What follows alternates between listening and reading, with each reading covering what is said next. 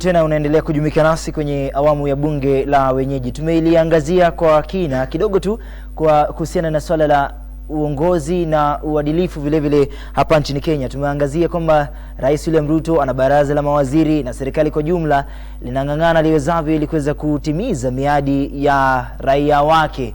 Lakini je, masuala ambayo raia wake wanalilia yameweza kutimizwa? Tunapoendelea na mazungumzo haya, Oscar alikuwa anataja kwamba hawa Gen Z, rika ya vijana, wanapaswa kuweza kuelimishwa, kujua ni jambo gani la kufanya vizuri na la busara, la kuweza kuhakikisha kwamba angalau wanaweza kuwafikia matakwa yao, hata japokuwa wanaendelea na lalama zao kwa serikali. Oscar, tumalize tu swali lako alafu kisha nitakuuliza swali la legitimacy. Je, serikali imepoteza swala la uhalali wa kutetea kimantiki?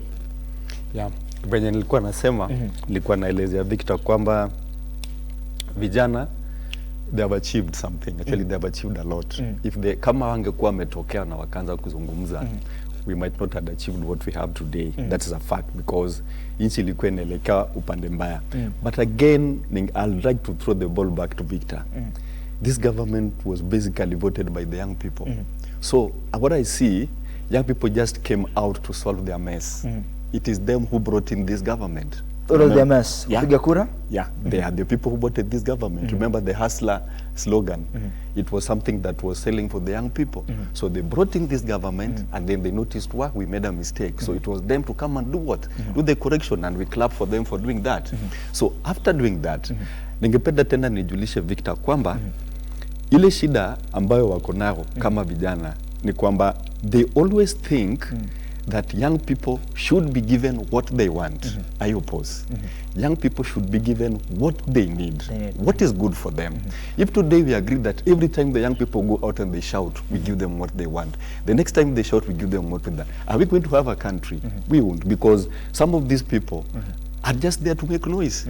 Some of them do not have the right intentions that we need for this country. Like naweza sema kwamba unaona, I see, sorry to mention, but there's this guy who has come up, Makore, some Kasmuel Makore. He's a good guy. But if I could advise him, I would say he has done a lot. He's talking, yes. But I think right now he's going to a point where he's neutralizing his value. He might not be of value because he's appearing too much. I think if he wanted to be the good leader that we want to listen to, there are instances when he also need to keep quiet and listen to other people, so that when he shows up, there's value in what he's saying. It's not about appearing every day and making noise and it becomes neutral. So when they want something, talk and give the government time to do whatever the government needs to do. We have the constitution that guides everything that should be done. It talks about the protest. Yes, sometimes the youth go out to protest. They are peaceful, yes. Then the police comes in and anaanza ku disrupt, ni kweli. But sometimes we also see on TV youth who go out and destroy people's properties. So what should the police do at that point? So even the youth, in as much as the constitution protects what they are doing, they also need to be orderly. Nikiwacha hiyo, ningesema kupenda kama you asked a question about transparency. Yeah, kwa serikali. It is not there. There is no transparency. That one has never been in Kenya, and I think it is also something that we really need to talk about. So to me, what I think what the Gen Zs are doing, Kenya sahi benye kuko, there is something that is not happening right. Kuna kitu ambayo haifanyiki vizuri. Then that thing ambayo haifanyiki vizuri inafanywa na watu. Alafu there's another group that is called the Gen Zs that now think they want to remove wale ambao wafanyi kitu mzuri so that they come in and continue doing the wrong thing. So they don't have any plans. I'm sure they don't have, because the reason why I would say that when the government was you know, the president alikuja akachagua mawaziri, if you listen to the Gen Z, they're saying regional balancing. To me, I say regional balancing is the #1 step for corruption and wrong leadership in this country. I don't need regional balancing for somebody to understand that I am a young person struggling to start an enterprise that needs to be funded, that should not be taxed. I don't need anybody from my background, from my tribe to understand that. I don't care if there were 15 Maasais in government and they're serving the people right. But these same young people who will go, I see Kina Victor posting in Dagoretti North hot seat, they ask Mudavadi, what have you achieved? Raila is not in government and achieved five cabinet position. Then ask myself, do we need these people to come from my tribe so that they perform? No. We just need Kenyans who can perform and can serve people. No. So I think they really need to go back and understand what they want, but there is no transparency. I think there's no transparency. Kama hakuna uwazi, bila shaka swala hilo vile vile tutakuwa tunaliangazia, na umesema vizuri kwamba kufikia sasa wewe hauoni wazi kwenye serikali. Basi kwa swali la Victor ningependa kukuuliza kwamba japo hakuna uwazi kuanzia sasa kufikia tangu taifa lipate msingi wake, na sasa hivi bado tunazungumzia swala la uwazi, basi masuala ambayo mnaangazia ikiwa vile Oscar amelitaja kwamba you're just making noise, mnahisi kwamba bado mtaweza kubadilisha taswira halisi ya uwazi? Kwanza kwa swala la uwazi, lazima kuwe na opposition ambayo ina keep the government of the day in check. Because the moment a government is dominant, it make decisions without involving the public. There is this notion that we are in power. When you look at the Adani deal, it was actually sealed wakati Murkomen alikuwa CS wa roads. But it was done chini ya maji kabisa, nobody knew. It was a secret. Why, if it was a very nice deal, why was it kept a secret? And my question is, where was the opposition by then? Right now it's even worse because the opposition is working with the government. Kwa hivyo swali linakuja kwamba wewe unasema kwamba haya yametukia, na vile vile mnapigania angalau muweze put the government on check. Na sasa hivi je, mtabadilishaje taswira halisi ya uwazi? Viongozi wanapofanya hivi, wanapokosea, basi nyinyi mtakujaje kuweza kulainisha mambo na tuseme kwamba the government now is transparent? For a very long time tumekuwa tukidelegate role yetu ya oversight kwa opposition, and the opposition has always taken advantage of that. They've put it in some sort kind of an oligarch where they believe sisi ndio opposition, because they are really comfortable. We can only have the government and we can only have the opposition. The Gen Zs have come up and they've disapproved them. For the first time in this country, maandamano yaliitwa kwa social media na watu wakatokea kwa street without any political figure kuita maandamano.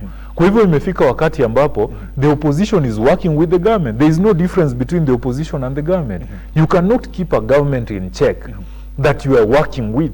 Actually, it has appointed you into the ministries. So inamaanisha, this is a broad-based eating table. It's no longer a broad-based government. Now, the Gen Zs are here trying to keep the government of the day in check. I want to tell him that after the June 25th, he's saying that those were the only legit demonstrations which were held. I want to remind him that it's at the aftermath of the June 25th that we've known about the mineral resources we have in this country. Ikolomani, half of the constituency, reports are showing, is supposed to be relocated because there is gold which has to be mined down there. So the mineral resources, neobium in Kwale, we don't even know the exact value. And for the first time, the senator for Kisii, Senator Onyonka, raised before the House, he raised a concern and said he needs to get a full report. It asked the mineral committee to bring about the full report about the value, the total value of the minerals we have here. So we need a resource mapping in this country. All this has happened at the aftermath of what? The 25th. So in ndio kazi opposition ilifaa kuwa inafanya.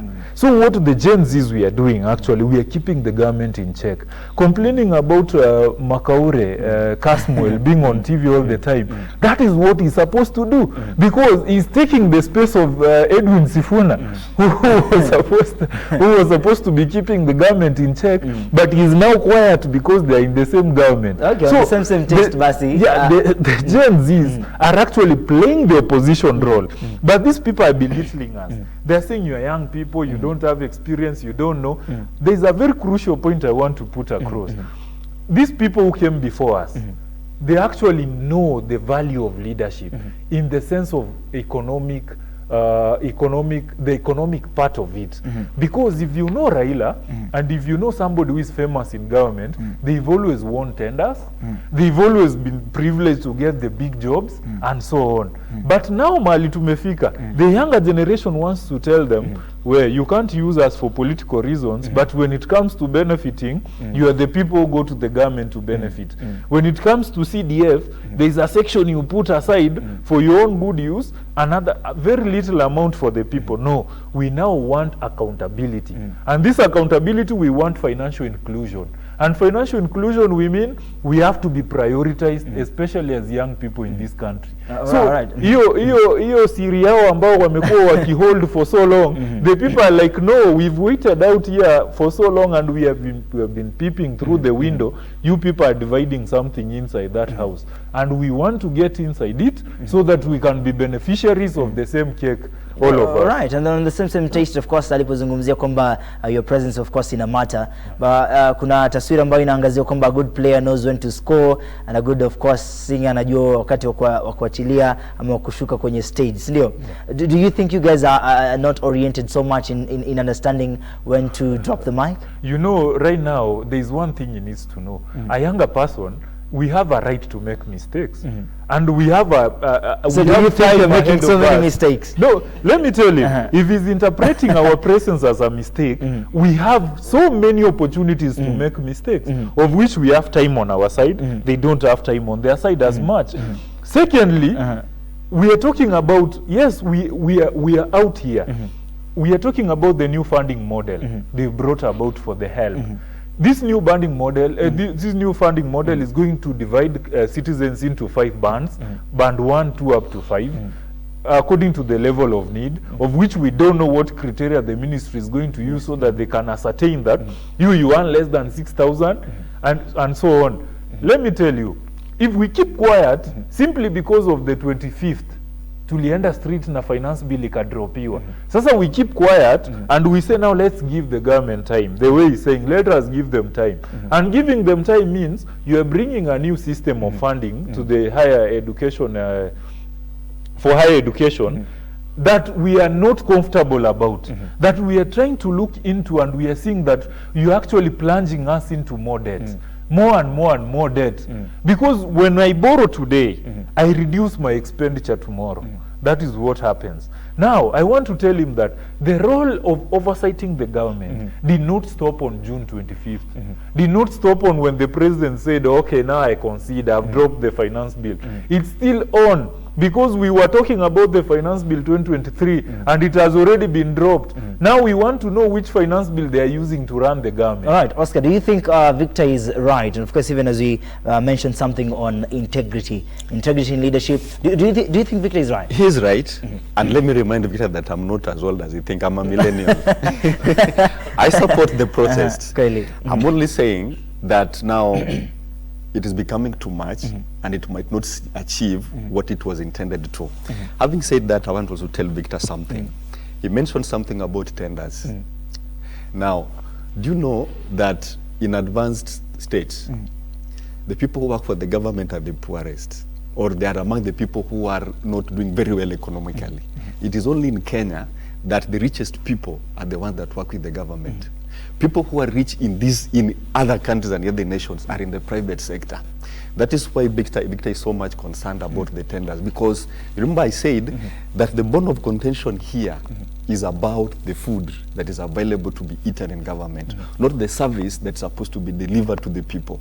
That is why everybody thinks that every time you get inside the government, it's an opportunity for you to get rich. So it has become something that is so much embedded in young people's minds that the people who have been there have established themselves, washakula. So hata sisi tuachiwe tukule. Victor amesema kwamba they still bado wako na time ya kumake mistake. Na ningependa kumuuliza, Victor, do you think there is also other people could also be right to correct you when you make those mistakes? Because umesema you have the right to make the mistakes. Do you think somebody also should correct you when you make those mistakes? Should we correct you, or should you be corrected right now? No, you'll respond. So okay, you should respond. Yeah. Okay. Let me tell him about us making mistakes and what it means. Mistakes depends on one person or another. For us, we are not making mistakes per se. All we are doing is that we are trying to play the oversight role, which the opposition has failed to play. Right now, we are talking about rich people being in private sector. So the question was, do you think you are bound to be corrected? Yeah, we are. When we make mistakes, everybody is bound to be corrected. Right. Now But only I want him to the amalize point yake identify alafu. the specific mistakes that we've made and how the correction should come about. Okay. I think what I can tell you, Victor, the other day when the Gen Zs went out and they were being asked to go and talk to the president and they were saying they cannot be talked to, what they needed to tell the president was their leader is the constitution of Kenya. That is all the president needed to know. And once they answered the president, then they could strain and say, Mr. President, we told you to go and talk to our leader who is the constitution of Kenya. Because I don't think the Gen Zs are out there to change the constitution. Their problem is that the people in charge they are not implementing what is in the constitution. That is why we're talking about the help loans, too much taxation, you know, positions changing this way, the lack of integrity. There is no in a constitution where it says that if you discover a gold mine in Ikolomani, it should be hidden or should be kept for some people to benefit. No.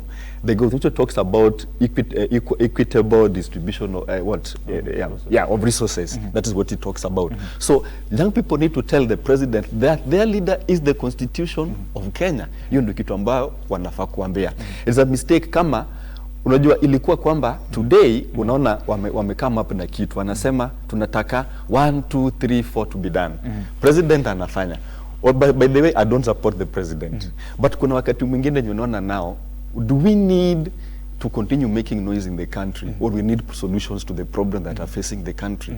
And that is why if I say this, I know Victor will say I'm now confirming my alienation towards the person I want to mention, which is not when the former Prime Minister came in and said, he asked, now, we want Ruto to go, then what? That question, actually, he did wrong coming in when the Gen Zs were doing their protest. If the Gen Zs would have made it, you know, if they're consistent with what they wanted, because I felt like when they started the protest, we are going to do an overhaul of the people who are making mistakes in government. No, that is the first protest. But now, as the protests continued coming, you know, they started bringing on things that I really thought were not really important at that time. So when the Prime Minister came and asked, Ruto goes, then what? You know, we're looking at, we don't have an IBC in place. We have the Deputy President who has come out to show the people that he only recognizes Central. He's the Deputy President for Central. And the other day he was saying he has a special place in his heart for Central. So we are asking, today the Constitution of Kenya says that the Deputy President is not an appointee of the President. I don't know what was going to happen if Ruto left and then the Deputy President was to come in. I don't know what was That is a question that Gen Z wanapaswa kujibu. Yeah. Now, so exactly, they were supposed to answer that. Also, when the Prime Minister came, as somebody who has been there, he saw, yes, the Gen Zs have a point, but now there's an immediate, even worse crisis than the finance bill. Ruto goes, then now a bad situation is here. How would we deal with it? That is when now I'm telling them, at some point they should listen.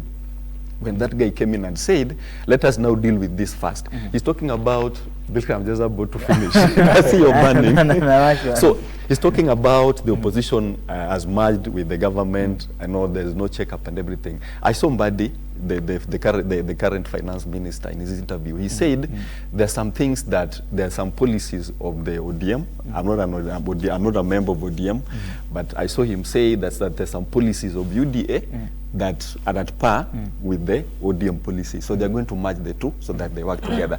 But Sifuna said the people who have been appointed to go and serve in the UDA government went there on personal interests. It's not like it was a recommendation for ODM. They just seek permission and ODM allowed them to go and do that. So it means that ODM constitutionally, ODM is still, Azimio and ODM are still the opposition. Yeah, so the position is still there. Okay, first I want to respond to the claim by the former Prime Minister saying that Ruto goes, then what? In 2013, he was on record telling us that Ruto must go. I don't know what was in his mind because after Ruto went, what next? The Constitution provides no vacuum. Right now, God forbid, if anything happens, you know, the president is a human being and anything can happen. If we lose him right now, there will be no vacancy, you know? I don't know whether that question will still come up. Now Ruto has gone, so what next? I don't know. So I want to say that the constitution leaves no vacancy, and that's why we usually refer to the constitution as our leader, not forgetting the late Jacob Juma. So I want to say this about the issue of some members of the government, of the opposition coming to government. He's saying that they went at personal capacity. That cannot be the case, because if you look at these members, all of them were high-ranking members of the ODM party, and they are now in government. So there is no way you can tell us that they went there without the consent of what? Of the party leader, who is Raila Amolo Odinga. So, and there is no way you can tell us that you are now separating those members. When you look at Joe and you look at the ODM party, there is no way you are going to separate it. It's all the same. When you look at Wandai, who was the minority leader, and now you look at ODM party, the Kenyans cannot separate it. And he's talking about policies. There were policies that bring the ODM, the ODM and the UDA policies are almost similar. Let me tell you, during the campaigns, that was the platform where every political party was selling their ideologies. All right. Wacha tu member kidogo. Do you support the broad-based government? I don't. Personally, I do not. Why? Because this government, first of all, lost legitimacy the moment Kenyans left and went to the streets. They lost the legitimacy of the people. Actually, parliament should be recalled. It's unconstitutional. The moment the Gen Zs made their way to the parliament and they grabbed that mess and got out with it, it lost its legitimacy. The people took back their power under Article 1 of the Constitution. So the opposition coming in to try and legitimize this regime, you can try as much as possible, but it lost credibility and it lost the legitimacy of the people. All right. Oscar, do you support the broad-based government? Yes. Aye. It is a composition of Kenyans, and we are here to serve Kenyans. All right. In the light, of course, of the broad-based government, kuna baadhi ya Wakenya ambao wanahisi kwamba we've lost the track. What do you think? Not really, because you see,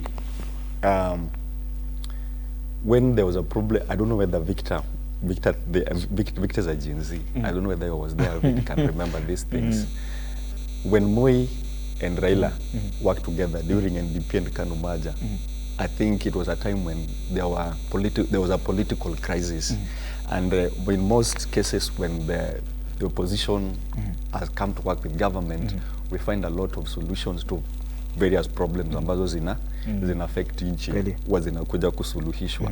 So even right now, and then you saw also Raila Odinga and Uhuru Kenyatta, and we saw a lot of things happen, because it is on record that the composition of the current president and the then president Uhuru and Ruto in their first term, there was a lot of corruption and almost zero or near zero achievement. But the only one word ni mambo kama gani ambayo serikali inapaswa kuweka vipaumbele, given priority, and of course with only one word, Victor, as well, ni kokosa liko wapi na tutalijatua namna gani? Tuanze kwa Oscar.